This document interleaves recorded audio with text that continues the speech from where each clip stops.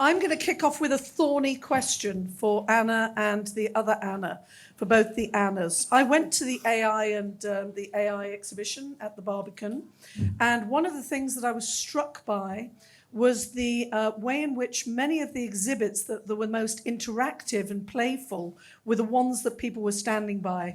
There were a lot of people gathering around the things that were quite playful and, as I said, I would call it kind of reactive. I saw Anna's work and I was looking for it because I know Anna, and I found that work required a level of reflection that, that was a different moment, if you like. So my question for both of you is, what do we expect from an exhibition of that kind or work of that kind? What level of reflection would we expect or would we hope for if you were going to actually create these dialogues and discussions that you're talking about, Anna? Where do those discussions go? Yeah? And how do they get facilitated? I think that's a good point, that there's immediately a lot of interest in pieces that are very interactive. And I think part of that is because people have come to expect that of exhibitions. People expect to be entertained in a certain sense. But I don't think that means that there isn't a place for work that requires a lot more reflection. And I think that with having an exhibition somewhere like the Barbican Centre, there's such a hugely diverse audience that there's certainly people that will have time and will want to reflect and look at works in a different way that perhaps don't have the immediacy or the entertainment of other pieces. I have shown those two pieces in lots of different contexts. I've shown them in kind of like at scientific conferences. I've shown them in much more kind of like fine art contexts, and I've shown them in exhibitions like the Barbican one.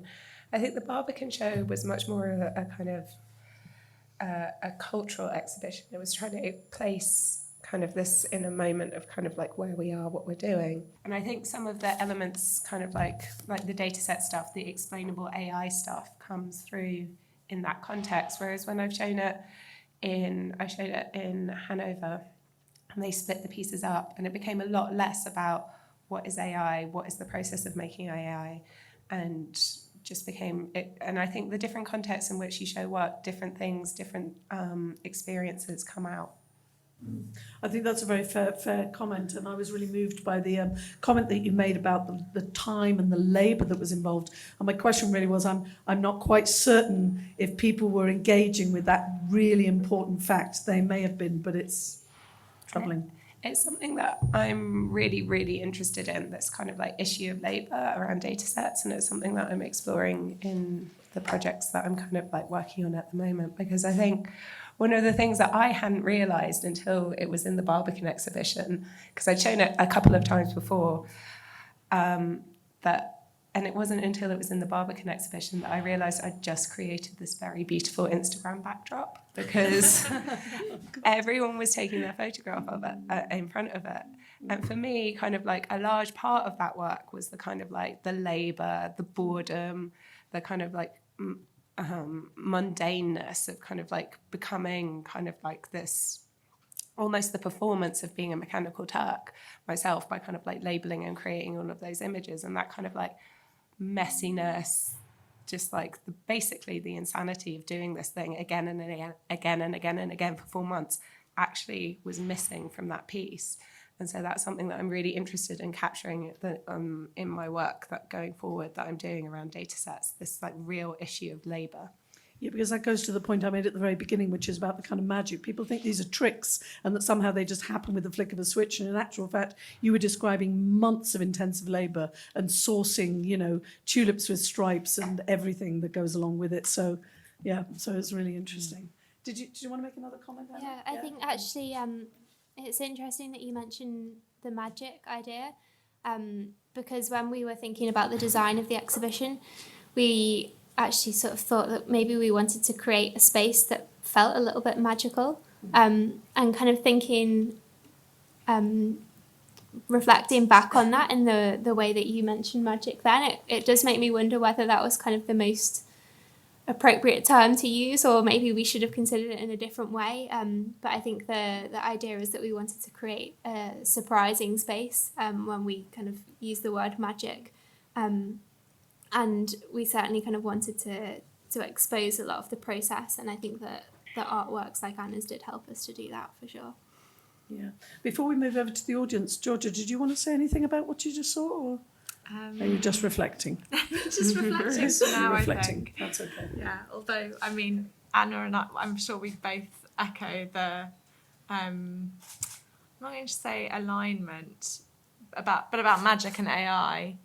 There are definitely problematic things there, but also it's no use pretending that it's not present in how people think about technology. Yeah. And it's about, unpacking that in a useful way. And in a way, when you unpack it at the level that Anna did in this piece of work, you take that magic away on some level because you're actually exposing all those other things that are going on. But that makes it really interesting. Right, I'm going to be quiet now and throw it over to the audience. So it was interesting that we finished the talks with a comment on the future of work. So my question is kind of rooted in the current nature of creative work.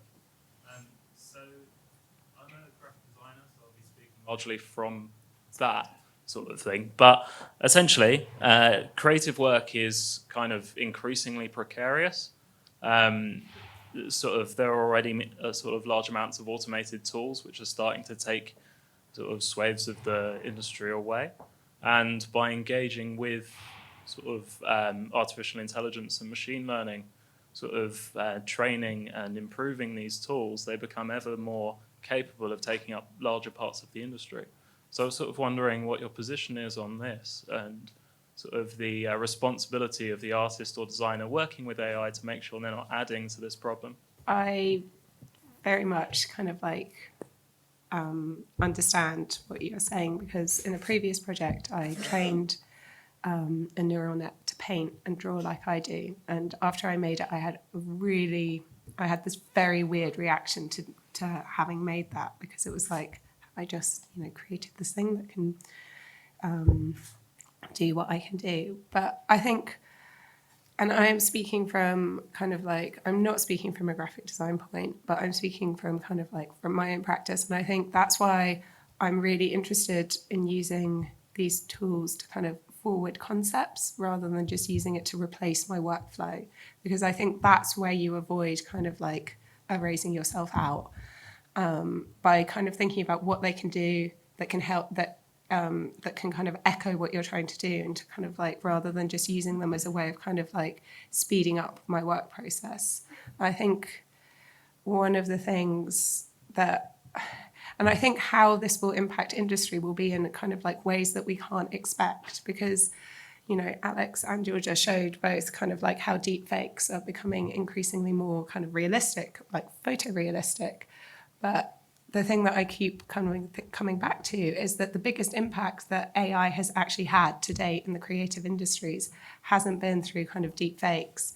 It's been through the Netflix recommendation algorithm. That's the thing that is actually really fundamentally changing the industry. So I think kind of like how this will end up impacting us all will be in ways that we don't kind of like expect yet. It's so interesting because not that I have an answer to the question you're posing, but there are two things I wanted to sort of mention. Firstly, I didn't obviously talk a lot today about my research work at Nesta, but on sort of that side of things, all these conversations about the future of work, whose jobs are at risk, what kind of skills do we need to be building to survive, automation.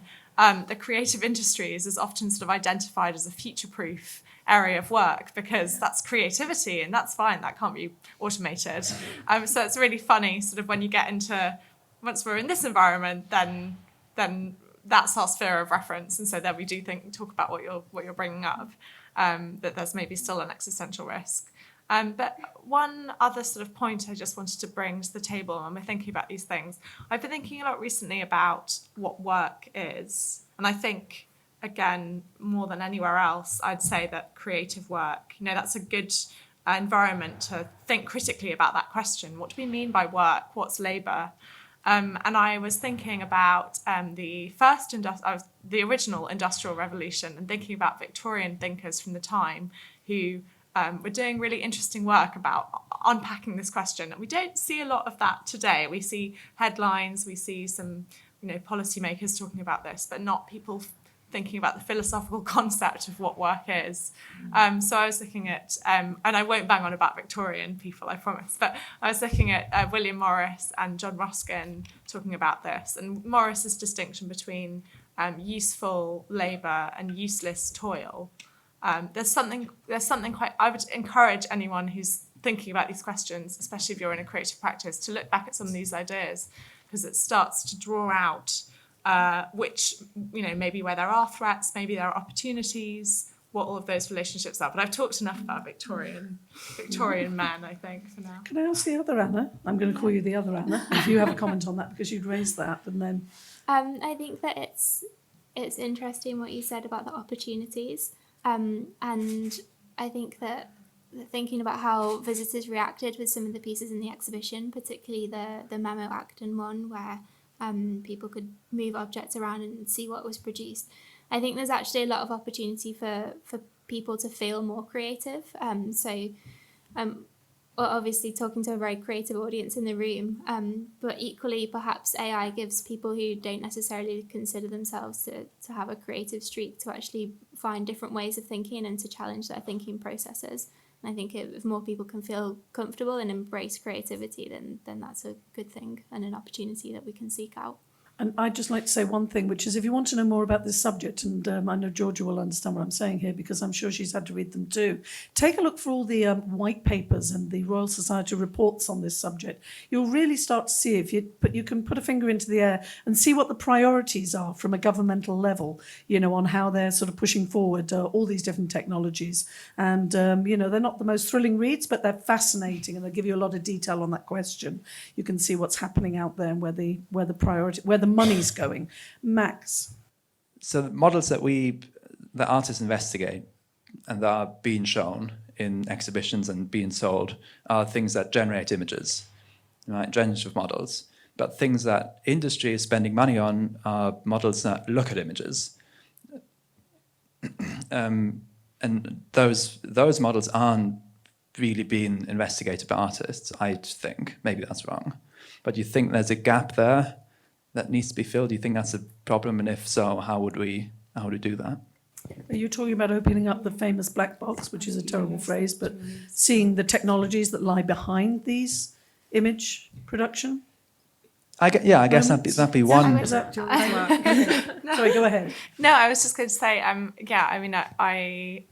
think I understand what you're saying, but that's great. We can circle back to what as I call my call to action this morning. That's why we need everyone to engage. Well, not everyone, but lots of artists to engage with these things. And if it's not about using GANs to generate stuff, then it's about critically interrogating. And I ended the talk this morning, for anyone who wasn't there this morning, my talk all about why artists should make work with AI, highlighting that the sort of guide to where to sort of follow your nose to should be about the critical perspective rather than about a sort of technological marvel or exactly generating an image or something. So yeah, I think your question, what should artists do about these perceptive rather than generative AIs, should be critically interrogate them. And there are people doing that, like that examples this morning I gave of Joy Bolamwini and her poem, or Caroline Sinders' work,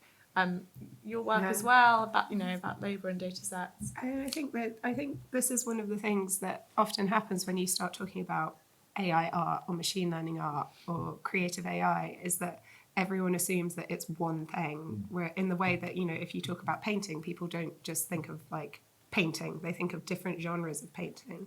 And I think that hopefully there will be like this movement to kind of like think about this type of work sitting in different ways, because what I'm interested in isn't the same thing. Like Caroline Sinders is a very good example, because we are interested in pretty much exactly the same thing, but her practice is totally different. Her output, the way that she examines and kind of constructs things, is very different to mine. And I think there is this spectrum of people working with machine learning, with AI, that does go from like the perceptive to the generative. But it's just kind of like, I think it's just really easy just to lump it in together in conversation. and when talking. I think that Joy Bulamani is a really good example as well, in terms of coming at it from a different angle and more of an activism angle, which is why we included her in the exhibition, because she really wanted to interrogate how what was in a data set and what the problems with having bias in a data set are. And I think that that's another way to kind of look at the images and to think about things not only from an artist's point of view, but from her angle of activism and how the different stances that we take on these subjects are perceived and kind of what we want when we generate those data sets. Hello. When I saw the tulips all laid out, it made me think of the iris data set. Yeah. I was wondering if you had an awareness of that, because this is the only context I'd ask about it, because like machine learning people having a culture, we know that how important that is, because we know if it's only young men of whatever ethnic backgrounds writing machine learning code, we know it comes out with bad results, like black people not showing up as humans on visual recognition stuff, like happened in one of the the art things from the show that was just discussed, which I'm so sorry I forgot the name of right now.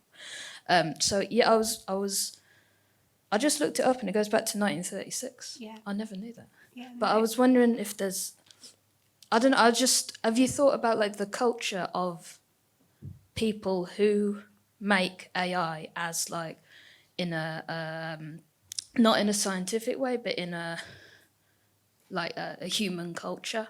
Like they know each other, there's a certain ways of being, and my extremely rambling question came from, was the iris data set something you thought about at all? Yeah, it was, and it's really lovely that you mentioned it, and especially like in this context. Like one of the things that I talked about was kind of like trying to pull together or think about like all of the associations and histories and contexts of like making these things. And as you mentioned, like the iris data sets is one of the first scientific or a very early scientific image data set. And it was something that kind of played into the choice, or that is an echo that I want people to hear. But and I should have included it in the presentation, but it's definitely there. And it's when I write about it, I kind of like include it. And then just one comment from me. I mean, one of the things I really enjoyed, who here saw the AI show, by the way, at the Barbican? Oh, great, almost everyone. One of my favourite parts of it was the timeline. The timeline was incredibly rich, and I can remember thinking, I wish I had a copy of this timeline. So I'm really glad to hear that you're going to put it out there. But the importance of history, I think it is really important to have that sense of the historical and how we've moved to this point, yeah. Somebody had a question in the, was it there? Yeah, and then we'll come to the back. And call me Yu Chen. It's not hard to pronounce, but it's a Chinese name. Never mind. Hello. I have a question for Anna Riedler, and thank you very much for the lecture, because I've seen your work in the Ars Electronica this year, and I used to work as an interaction designer, and I have a great interest for the AI chatbots. That's more about the natural language. And I have a question I'm very curious that have you ever, as an artist, have you ever think about give your artificial intelligence a personality, or I should call it to design a character for the AI? Because I'm curious because we have seen the phenomenon that some companies or some organizations, they are intended to design a character for AI, like the Sophia, and maybe like the robots by, I forgot the name of the Japanese artist, or like there is some exhibition of AI artist in Beijing before. They asked their artificial intelligence called Xiaobing to create a series of oil paintings that was generated by the oil paintings before. But I seldom seen individual artists to design a character for the AI. So I'm very curious that have you ever think about it, like maybe give a name or design some functions for the artificial intelligence? Yeah, that's my question. I haven't thought about designing a personality for a chatbot, but I do, which is the direct answer to your question, but I do think that I do have a kind of like, it's not that I think, so trying to think of a way to explain it. It's not that I think of the model that I make as being human or real or a person, but I was doing a talk in Germany recently where I was describing my work and I was describing the model that I created, and and it was being done in simultaneous translation. And I was on a panel with scientists and critics and different people. And the translator came up to me afterwards and said that for everyone else, she translated GAN and as gender neutral. But for me, she translated it as being feminine because she felt the way that I was talking about my model and talking about my work, it made it seem like it was part of me, which I thought was really interesting and something that I never considered. Because when it doesn't really answer your question, but I think it's kind of like, yeah. Yes, thank you. I'm just curious about your opinion, so thank you. Hi, thank you for your talk. It was amazing. My question is more towards curating exhibition at Barbican. We heard two of the artists saying that why we should use AI as a tool on creating an artwork. But I'm wondering, as a curator, by using AI as a curatorial research, how can a curator contextualize AI? A model that is highly being confused by the public, and even in different industry that involve using AI. What is the challenge through the curatorial research for the Barbican exhibition, especially when it comes to AI ethics? When it comes, is that to AI ethics? Yeah. Yeah, I think one of the main challenges was thinking about the kind of context and the narrative that we wanted to have for the exhibition, because we wanted it to stay positive. We wanted it to show opportunity. But of course, there's a lot of ethics that come hand in hand with any big technology, and AI doesn't escape that. And we wanted to be honest about those kind of ethical questions without kind of scaring people off and discouraging them from coming to the exhibition. And I think the way that we handled that was in starting with this more historical context to give people a fresh perspective to look at artificial intelligence and to look at how it already surrounds them in their own life. And our hope was always that in giving people these tools and this different way of thinking about it and education of AI, that they would be able to come to their own decisions on where they sit on some of those ethical questions. The ones that we looked at in most detail was probably bias, looking with Joy Bull and Winnie at data sets, and looking at privacy as well and how we share our information. They felt like the two kind of most pertinent ethical questions to be asking within the context of the exhibition. I also think it's worth saying that with such a broad audience, like we have at the Barbican, especially over the summer period, that people tend to understand things in lots of different ways. And I think that worked out well for us in terms of presenting an exhibition that included history, included artworks, science pieces, because I think there's really lots of different ways of engaging with AI, and by presenting these kind of different projects, our hope was always that people would be able to align their own journey and experience of the exhibition to their own interests and find something that felt most relevant to them and relevant to how they're living their lives. Hello, I will have a short question just to not run out of the time.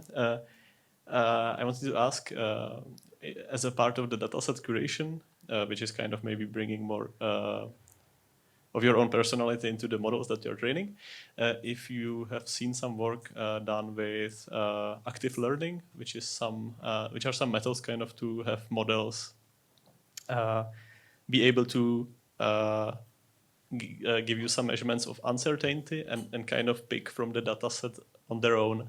So it's a method how to kind of save on labeling the data. So it's something like kind of having the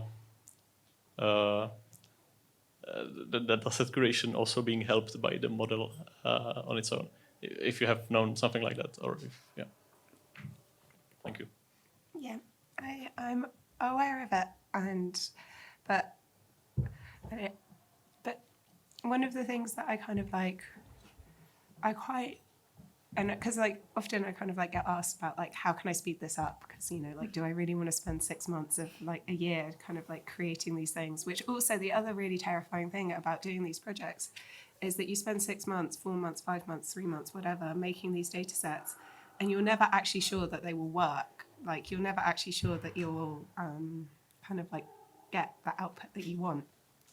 But I think it's like actually really important as part of my practice, because half of my practice is like creating these data sets, and it's quite mundane and it's very repetitive and it's also quite boring. And I think boredom is actually really important for creativity, because it allows your mind to wander, and it allows me to think about all of these ideas and all of these connections and all of these associations in a way that I think is not possible when I do the other part of making these works, which is coding them up.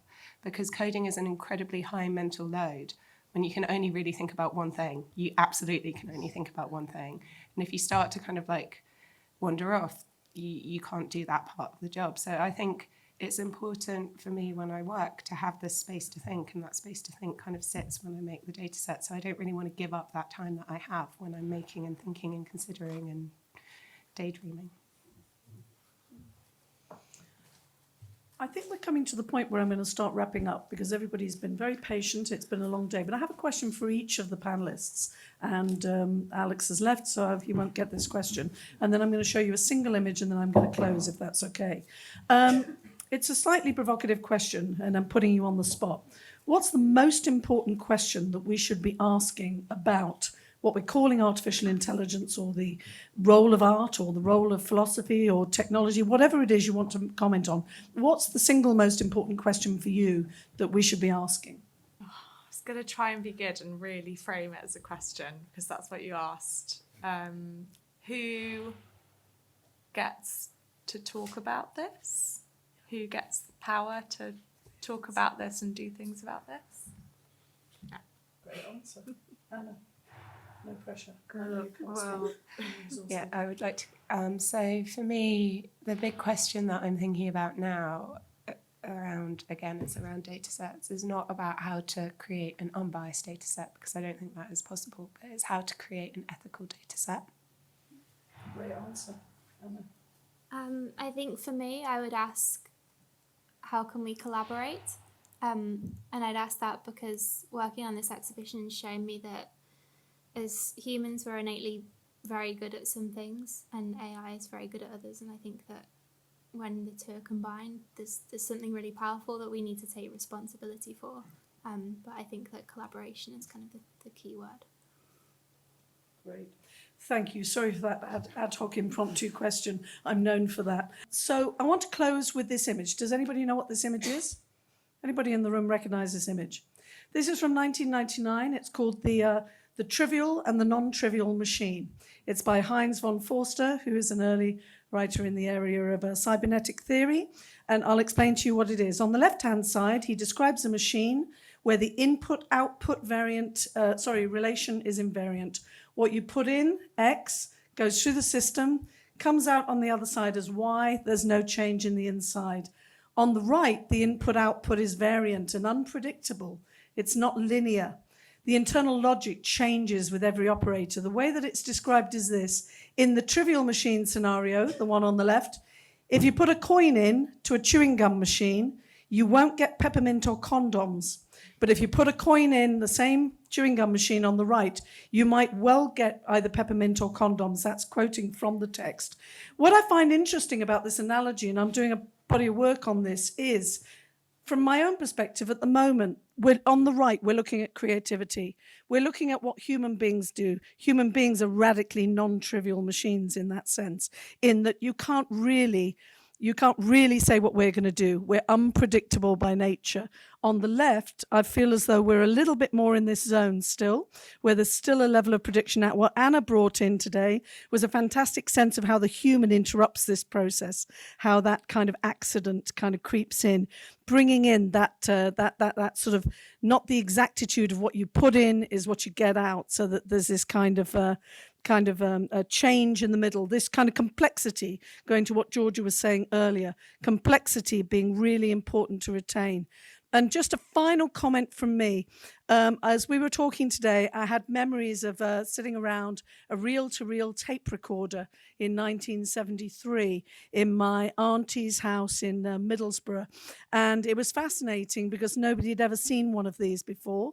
Reel-to-reel tape recorder. And what we did is we recorded our voices. We didn't say anything meaningful. We just recorded our voices and played them back because it was a new technology and we wanted to know what it could do. Obviously, now we know what to do with tape recordings. We understand that we're not just trying to replicate the human voice. So I find it really interesting that I feel as though we are in what Marshall McLuhan said is, for about the first 50 years after the invention of any technology, printing, whatever it is, we're just kind of scrambling around looking to see what we can do with it. And even though there are great strides being made, I feel as though at some level we're still sitting around the tape recorder. We're just about beginning to see what we might be able to do. And there's important questions that come up around it. So with those closing thoughts, I'd like to thank everyone on the panel and Alex in his absence. And can we have a round of applause for Anna Holsgrove, Anna Ridler, and Georgia Ward-Dyer? Thank you.